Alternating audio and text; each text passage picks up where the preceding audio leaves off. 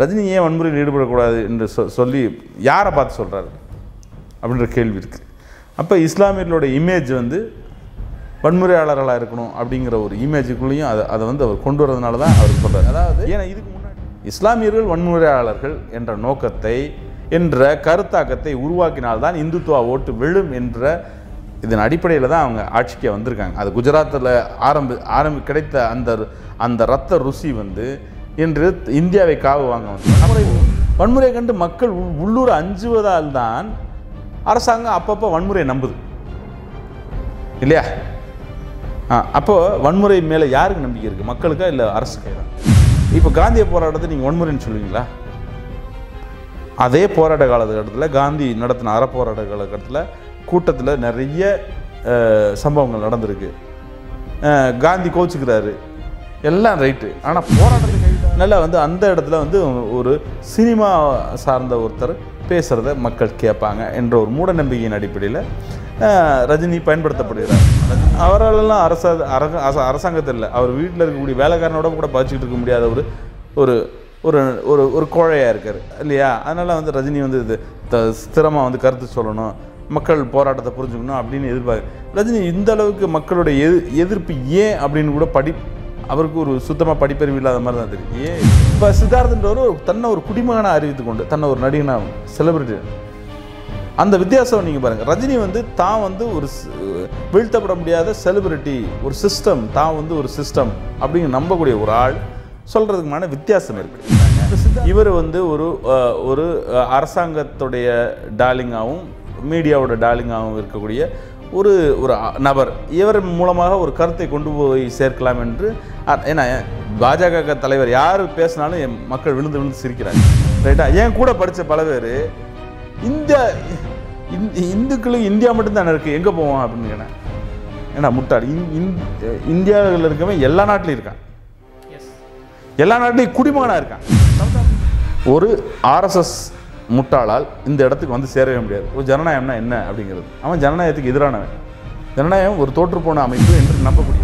எப்போ இந்துத்துவர்கள் தங்களுக்கு அரசியல் அதிகாரத்தை முன்வைத்து இதை செய்கிறார்களோ அப்பொழுதுதான் இந்துத்துவர்கள் மேலே நமக்கு கோபம் வருது. அவர்கள் பிரச்சாரம் செய்வதிலோ அவருடைய மதத்தினுடைய ஒற்றுமையோ வலிமையோ பேசுவதிலையோ நமக்கு எந்த பிரச்சனையும் கிடையாது. எப்போ இந்துத்துவர்கள் தங்களுக்கு அரசியல் அதிகாரத்தை முன்வைத்து இதை செய்கிறார்களோ அப்பொழுதுதான் இந்துத்துவர்கள் மேலே நமக்கு கோபம் வருது. அவர்கள் பிரச்சாரம் செய்வதிலோ அவருடைய மதத்தினுடைய ஒற்றுமையோ வலிமையோ பேசுவதிலையோ நமக்கு எந்த பிரச்சனையும் கிடையாது. சண்டையின் போது அவருக்கு தார்மீக ஆதரவு கொடுக்கறது என்பது அவர்களுடைய மத நம்பிக்கையை ஏற்றுக்கொண்டதுக்கு அர்த்தம் இல்லை. அவர்களுடைய மத நம்பிக்கையும் கேள்விக்குள்ளே தான் இருக்குது. ஆனால் அவருடைய நம்பிக்கையை டிஃபெண்ட் பண்ண வேண்டியது என்னுடைய கடமையாக இருக்குது. ஒருத்தவங்க இரண்டாம் உலகப் போருக்கு பின்னாடி தன்னை ஜெர்மன் என்று சொல்லிக்கொள்ள ஒவ்வொரு ஜெர்மனும் கூசினான். ஏனென்றால் அவன் ஒரு மகா பாதகமான மனித விரோத செயலில் ஈடுபட்ட இரத்தக்கரையோடு சமூகத்தை சந்தித்தான். தான் உண்மை. இந்த இரத்தக்கரையோடு இப்பொழுது இந்துத்துவா சமூகத்தை, சர்வதேச சமூகத்தை, மனிதத்தை சந்திக்கவிருக்கிறது. அதுதான் எச்சரிக்கிறோம்.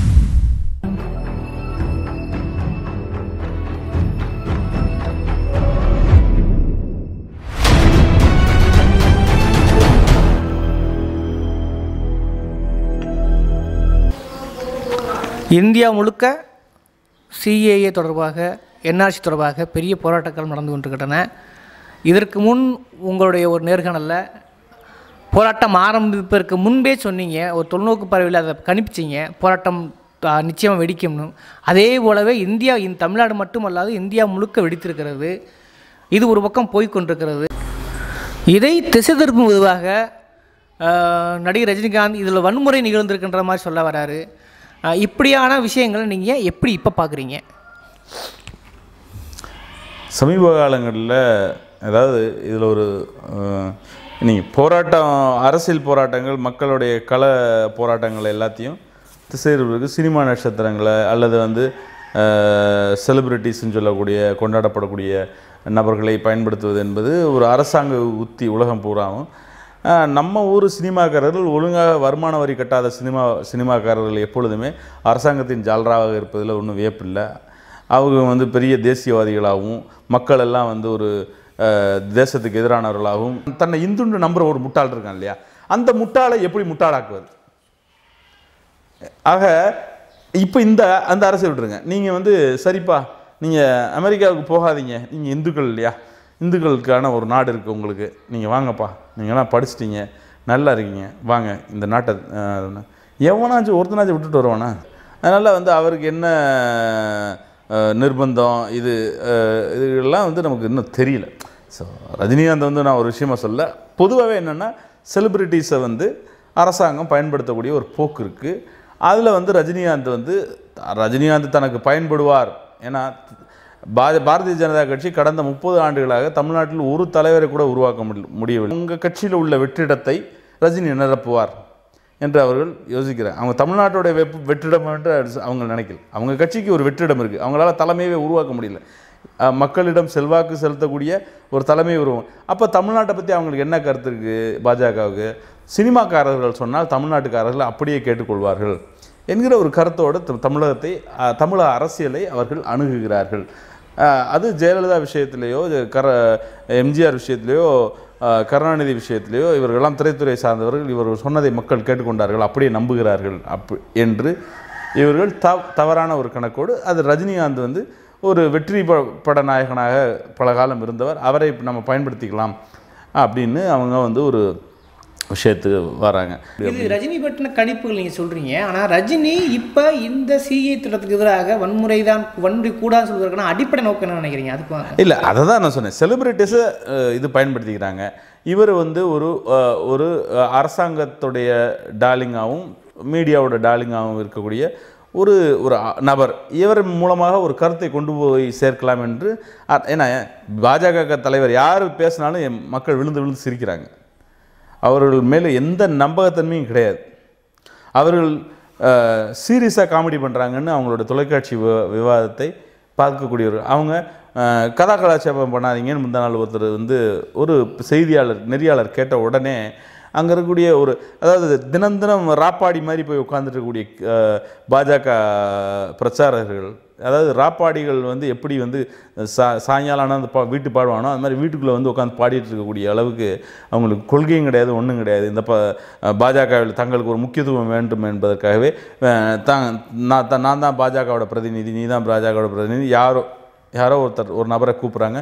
அவர் வலதுசாரி சிந்தனையாளர்னு ஒரு டைட்டில்லாம் இவங்களே கொடுத்துக்கிட்டு அவங்களா என்னத்தையோ பேசுகிறாங்க. மற்றவங்களுடைய பேச்சையும் கேட்க மாட்டுறாங்க. ஒரு இறைச்சலோட ஒரு சம்மந்தம்லாம் இருக்குது. அப்போ பாஜகவுடைய குரல் தமிழ்நாட்டில் ஒலிப்பதற்கு வாய்ப்பில்லை. ஏன்னா அவங்க வந்து வெறும் சத்தத்தை எழுப்புகிறார்களே ஒழிய அவர்களால் கருத்தை கொண்டு போய் சேர்க்க முடியவில்லை. அதனால் வந்து அந்த இடத்துல வந்து ஒரு சினிமா சார்ந்த ஒருத்தர் பேசுகிறத மக்கள் கேட்பாங்க என்ற ஒரு மூட நம்பிக்கையின் அடிப்படையில் ரஜினி பயன்படுத்தப்படுகிறார். ரஜினி வந்து இதுக்கு ஒப்புத்துக்கலையா, அவர் நல்லவரா கெட்டவரா என்பதெல்லாம் தெரியாது. ரஜினி இப்பொழுது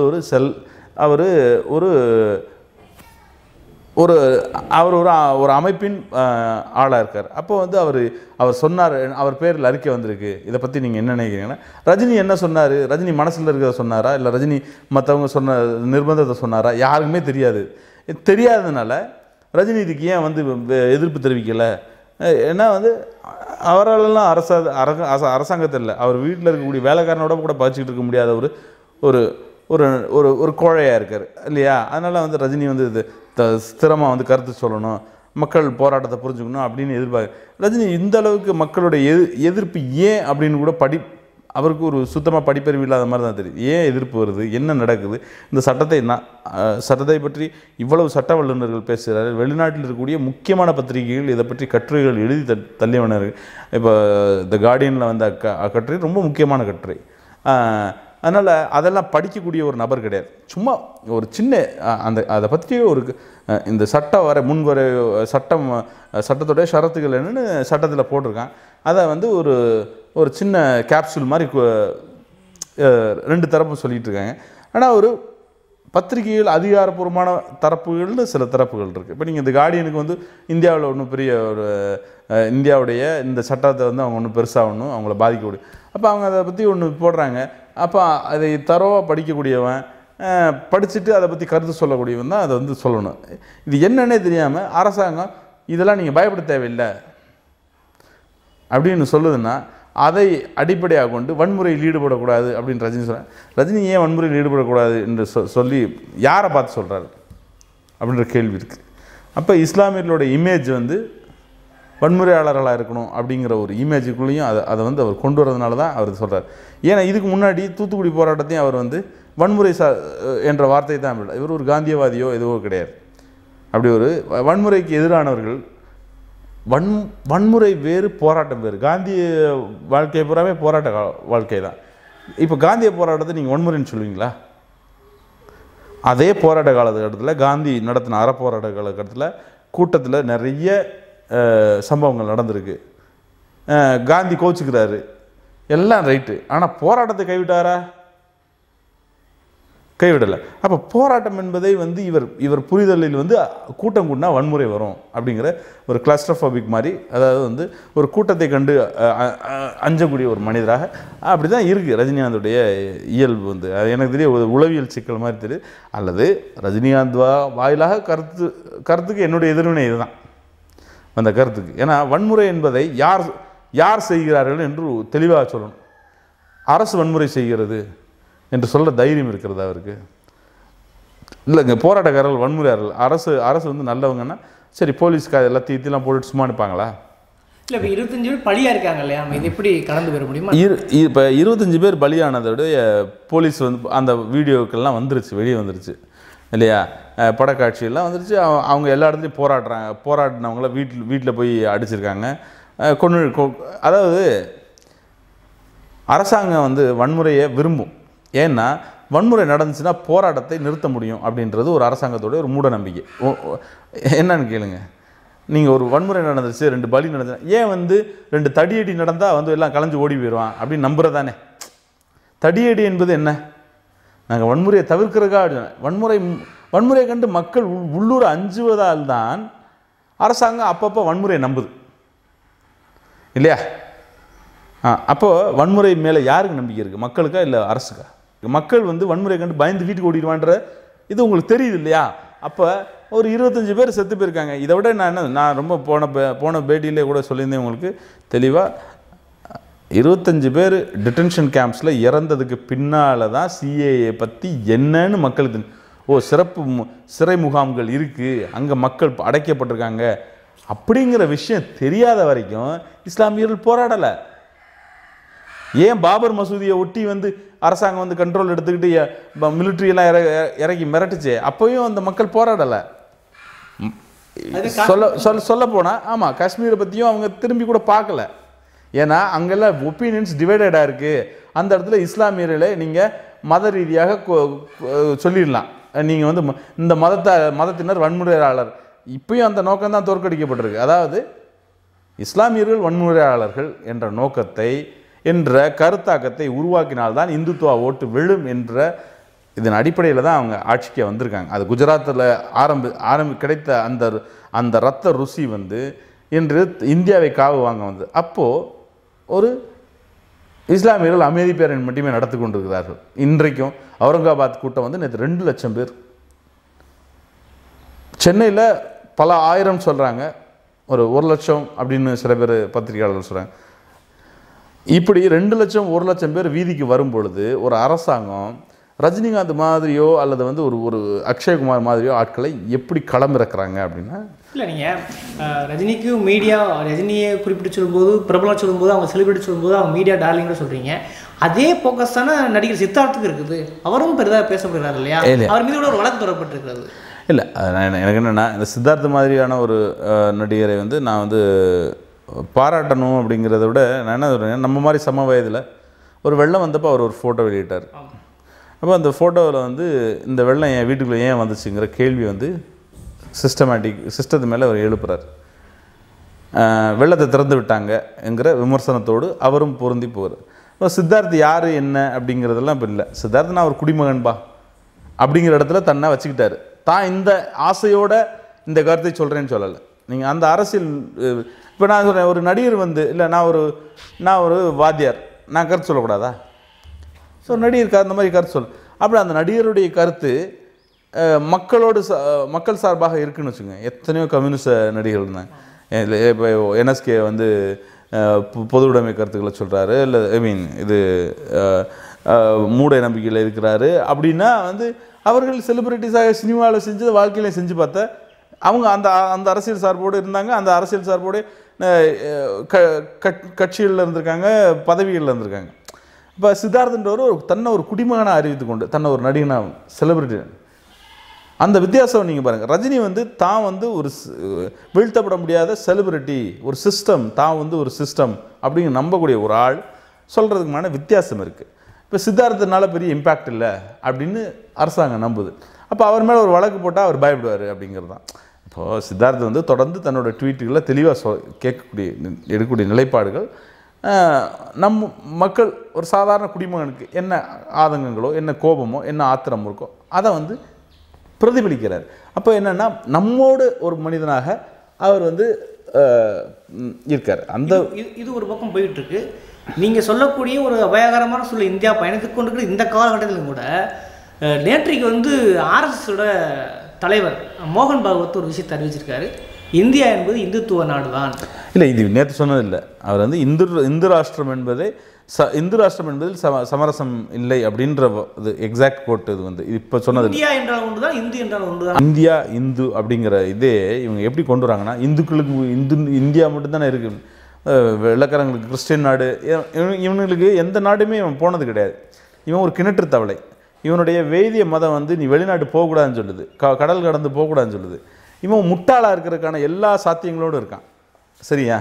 இவனை வந்து கிணற்று தவளையாக வைக்கிறது ரொம்ப ஈஸி. எந்த நாடு மதச்சார்புள்ள நாடு, எந்த நாடு மதச்சார்பற்ற நாடு, அதோடைய அடிப்படை சாசனங்களில் என்னென்ன வெளிநாடுகளோட அவங்களோட உறவுகள் என்ன, பிற மதத்தினரோட அவங்க எப்படி வச்சுக்கிறாங்க, இது எதுவுமே படித்ததில்லை.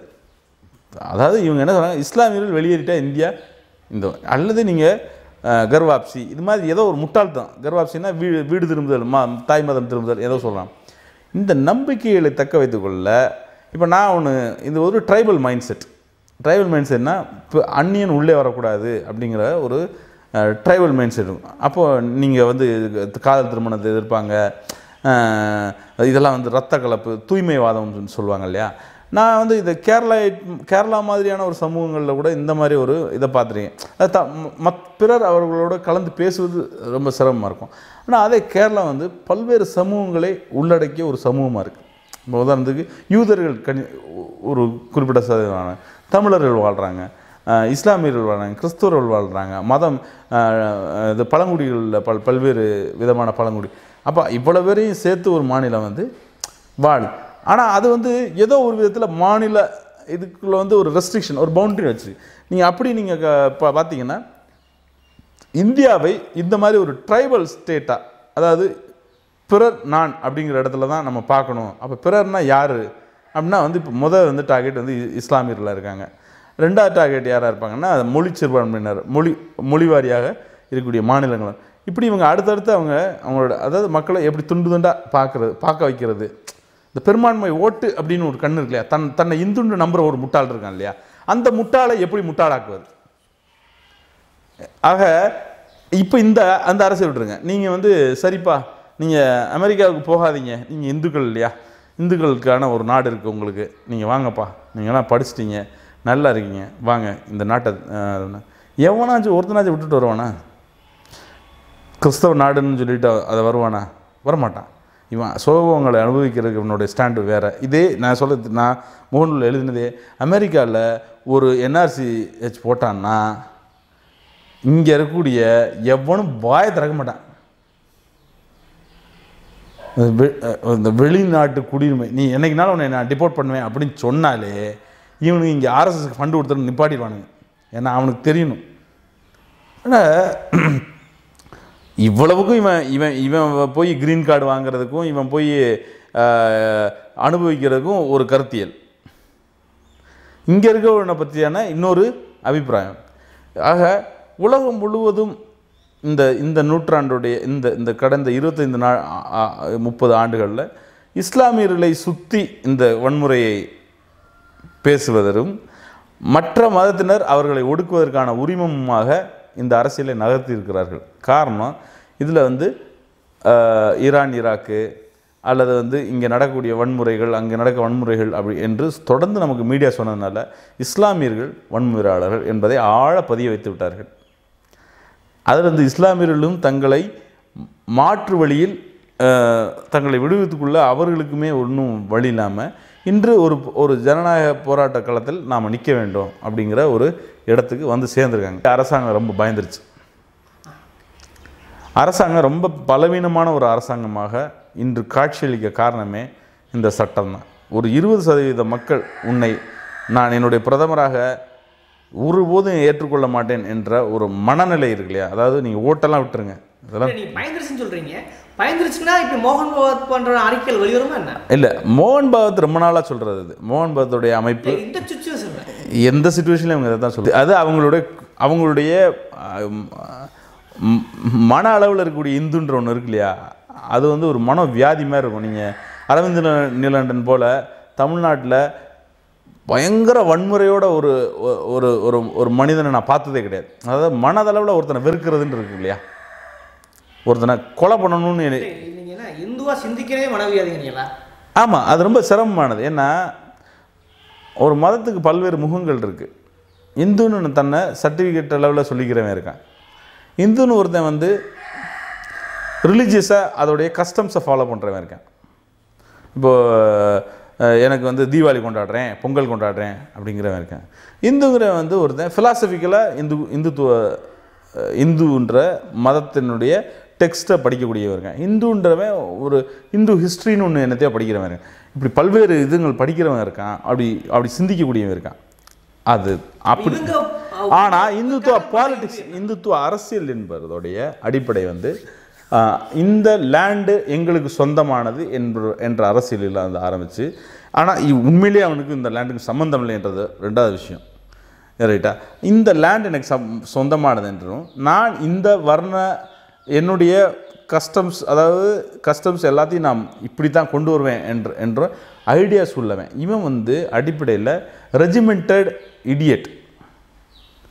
ஓகேங்களா? இவன் வந்து இவனுக்கு மூளைச்சலவை செய்யப்பட்ட ஒரு மனோவியாதி பிடிச்சவன்.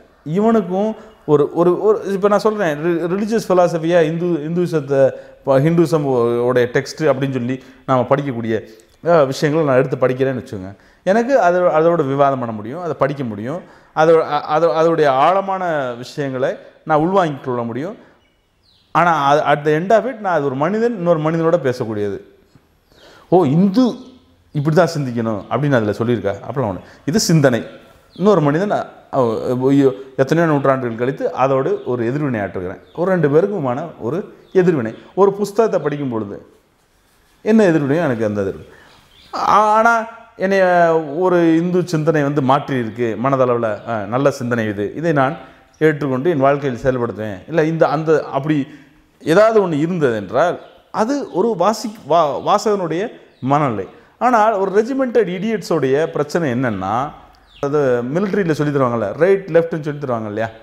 ஒரு இராணுவ மூளைச்சலவை இருக்கு இல்லையா? அதில் வந்து நீங்கள் வந்து எதிர்கருத்துகள் உங்களுக்கு கிடையாது.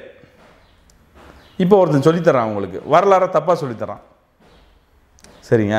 அந்த வரலாறை நீயா படிக்கிறதுக்கு உனக்கு துப்பு கிடையாது. அப்போ இந்த இடியட் வந்து வாட்ஸ்அப்பில் நம்மளை திட்டிகிட்டு இருப்பான். ரைட்டா? ஏன் கூட படித்த பல பேர் இந்துக்களுக்கு இந்தியா மட்டும்தானே இருக்குது, எங்கே போவோம் அப்படின்னு கேட்டேன். ஏன்னா முட்டாள். இந்தியாவில் இருக்கவன் எல்லா நாட்டிலையும் இருக்கான், எல்லா நாட்டிலையும் குடிமகனாக இருக்கான். சவுத் ஆப்பிரிக்காவில் இருக்கான், தமிழன் இருக்கான், தமிழனாகவே கண்டினியூ ஆகிறான். என்ன இங்கிலாண்டில் தனியாக ஒரு குடிமகன்கள் இவ்வளோ பேர் இருக்கான். இவனுக்கு அதெல்லாம் பிரச்சனை இல்லை. இவன் இதை பொலிட்டிக்கலாக ஒரு ஐலண்டாக மாற்றுறது, அதாவது ஒரு தீவாக மாற்றி இதுக்குள்ளே இவனோட அயோக்கியத்தனங்களை பண்ணுறதுக்கு இந்த லேண்டை செட் பண்ண ட்ரை பண்ணுறான்னு. அதை ஒரு ஜனநாயக பண்போடு, அதாவது ஜனநாயக பண்பு என்பது நமது சுதந்திரத்துக்கு பின்பு கிடைத்த ஒரு ஜனநாயக பண்பு என்பது வாக்கரசியல் மூலமாக மதச்சார்பற்று, மொழி கடந்து, சாதி கடந்து, இனம் கடந்து குடிமக்கள் சட்டமாக எல்லாருக்குமான உரிமையாக ஒரு நாட்டுடைய அமைப்பை பார்ப்பது என்பது வேறு. அந்த இடத்துக்கு நம்ம வந்து சேரவே இல்லை. ஒரு ஆர்எஸ்எஸ் முட்டாளால் இந்த இடத்துக்கு வந்து சேரவே முடியாது. ஒரு ஜனநாயகம்னா என்ன அப்படிங்கிறது, அவன் ஜனநாயகத்துக்கு எதிரானவன். ஜனநாயகம் ஒரு தோற்றுப்போன அமைப்பு என்று நம்பக்கூடியவன். நம்மை போன்ற சாதாரணமானவர்கள் ஜனநாயகம் என்ற அமைப்பை தவிர வேறு என்ன அமைப்பு வாய்ப்பு இருக்குதுன்னு நமக்கு வாய்ப்பு இல்லை இல்லையா? ஸோ இந்த இடங்களெல்லாம் நம்ம பார்த்து தான் நம்ம இதை வந்து பிரச்சாரம் செய்கிறார். கிறிஸ்துவோடைய அன்பு செய்தியை நீங்கள் கேளுங்கன்னு என்கிட்ட வந்து சொல்கிறாரு. சரி கேட்டுட்டேன், போயிட்டு வாங்கன்னு நான் சொல்லிட்டேன்னு வச்சுக்கோங்க. அவர் ஏன் நீங்கள் கிறிஸ்துவர் ஆகலை அப்படின்னு என்னை கேட்டார்னா, எனக்கு செய்தி தான் வேணும், நான் என்ன பண்ண போகிறேன் உங்கள் மதத்தை வச்சு, இதனால் எனக்கு எந்த பிரயோஜனமும் கிடையாது. ஒரு முஸ்லீம் வந்து கேட்குறாரு, என்னகிட்ட கேட்டார், தம்பி நீங்கள் வந்து இயற்கை விவசாயம்லாம் பண்ணுறீங்க, இயல்பான நேச்சுரலான ஒரு ரிலிஜனுக்குள்ளே நீங்கள் வரணும், அது இஸ்லாத்து தான் என்று வந்து பிரச்சாரம் பண்ணார்.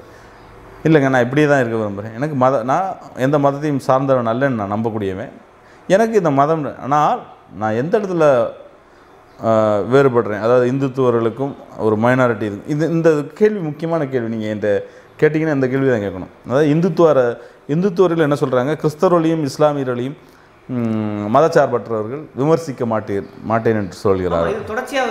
ஆமாம், அப்போ வந்து என்னுடைய பதில் அதுதான் வந்து, எப்போ இந்துத்துவர்கள் தங்களுக்கு அரசியல் அதிகாரத்தை முன்வைத்து இதை செய்கிறார்களோ அப்பொழுது தான் இந்துத்துவர்கள் மேலே நமக்கு கோபம் வருது. அவர்கள் பிரச்சாரம் செய்வதிலோ அவருடைய மதத்தினுடைய ஒற்றுமையோ வலிமையோ பேசுவதிலையோ நமக்கு எந்த பிரச்சனையும் கிடையாது. அவர்கள் எப்பொழுது அதில் அரசியலாகவும் அதிகார அமைப்பாகவும் மாற்றி மக்களை மிரட்டுகிறார்களோ அப்போது யார் பக்கத்தில் நிற்கணும்? பலவீனமானவர்கள் பக்கத்தில் நிற்கணும். நான் வந்து இஸ்லாமியரையும் இவரையும் வந்து ஒரு சண்டையின் போது அவருக்கு தார்மீக ஆதரவு கொடுக்கறது என்பது அவர்களுடைய மத நம்பிக்கை ஏற்றுக்கொண்டதுக்கு அர்த்தம் இல்லை. அவர்களுடைய மத நம்பிக்கையும் கேள்விக்குள்ளே தான் இருக்குது. ஆனால் அவருடைய நம்பிக்கையை டிஃபெண்ட் பண்ண வேண்டியது என்னுடைய கடமையாக இருக்குது. ஒருத்தன் வந்து இந்த நம்பிக்கையில் இருக்கார், இவர் வீட்டை நான் தீயை வச்சு கொளுத்துவேன், இந்த சாதியில் பிறந்திருக்கார், அவர் பிள்ளைய கொள்ளுவேன் அப்படின்னு சொல்கிறத நீங்கள் ஏற்றுக்கொள்ளணும்னா அப்போ நீங்கள் மனிதனாக கூட இல்லை. ஏன் வந்து இஸ்லாமிய தேசங்களில் வந்து நீங்கள் பார்த்தது இல்லையா? இஸ்லாமிய தேசங்கள் நம்ம வாழ்ந்தால் தான் தெரியும் அங்கே என்ன அமைப்பு இருக்குது என்னென்னு. இங்கே எப்போ எல்லாமே இப்போ ப்ரொபகேண்டா தான், இப்போ வந்து செய்தி போர் தான். ஆக இந்துத்துவர்கள் செய்தி போரை நம்பி வாழ்கிறவர்கள், சரியா? அப்போ வந்து இந்தியா வந்து இந்து நாடா அப்படின்னு கேட்பாங்க நம்ம. இல்லை, இந்தியா என்பது இந்து நாடு இல்லை.